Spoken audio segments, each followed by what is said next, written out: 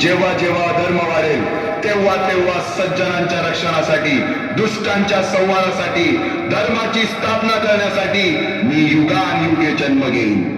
अशीच काहीशी परिस्थिती जेव्हा या महाराष्ट्रात निर्माण झाली, 1-2 वर्ष, केवळ 350 वर्ष हा महाराष्ट्र अंधारात, आणि हाच अंधकार दूर करण्यासाठी एका युगपुरुषाने जन्म घेतला. याच युगपुरुषाच्या पराक्रमाची, सामर्थ्याची आणि स्वराज्य स्थापनेची लहानशी गाथा KM अग्रवाल महाविद्यालय कला मंच आपल्या समोर सादर करीत आहे.